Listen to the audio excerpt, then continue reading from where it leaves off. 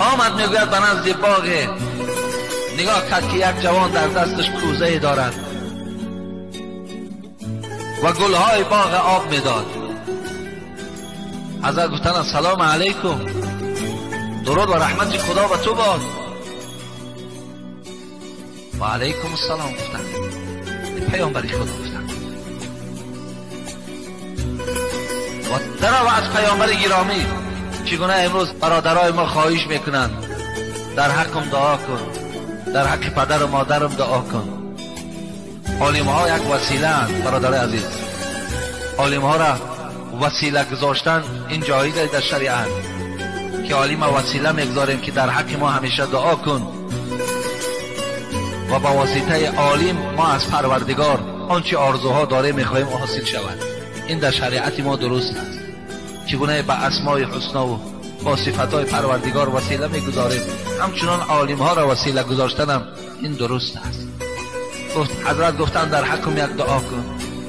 گفتن فقط دعای من، مقصد من همین است که دعا کن که خداوند به مثال یک دانه گندم محبتش را در دل من جای کند.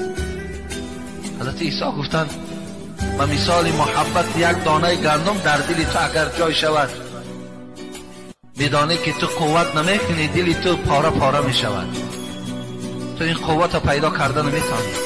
تو حضرت خیلی نیستوش دعا کن که خدا نصف دانه گندم در دل من عشق خودش را، محبت خودش را جای کند. حضرت دستش برداشتن، دعای پیامبرها همه تیری در نشان بود، دعا کردن خدایا همین بنده تو که میخواهد نصف دانه گندم محبت عشق در دلش باشد، خدایا نصیبش کن. دعا کردن، حضرت رفتن. از بین یک سال گذشت. امام غزالی میگوید آمد میبیند که باغ خراب شده است، در باغ کسی نیست. آن کوزه‌ای که آب میداد در یک گوشه باغ پرتافته شده است. حضرت پرسیدن اینجا یک جوان بود، این باغ این آباد بود، این چه است که نه جوان میبینم و این باغ خزان میبینم؟ گفتن حضرت از زمانی که شما دعا کردین در دل این همون عشق پیدا شد و این آدم دیوانه شد و کو به کو میگردد.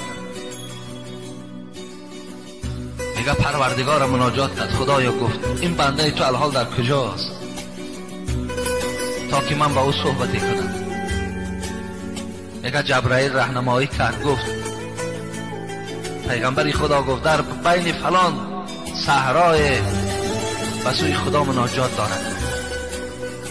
حضرت عیسی میگوید نزدش رفتم، بالا یک سنگ برآمده بود، چهرش میگه به سوی آسمان گویا چیزی را میبیند، دیدش میگه به سوی پایان میپرتاید. گفتم السلام علیکم، جوابی نیست. باز تکرار کردم، 3 بار تکرار کردم سلامتیم، از جوان چیزی جواب نمی آید. ندای آمد که ای عیسی گفت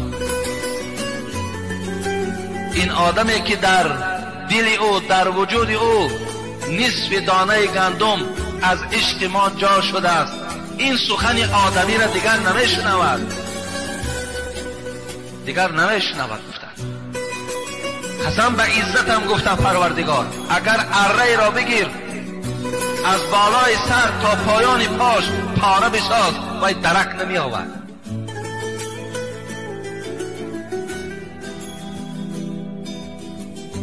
این عشق است، این محبت است که دوستای خدا، بنده های خدا این راه را برای خود آرزو میکردند، این راه را برای خود بهترین راه میدونستند.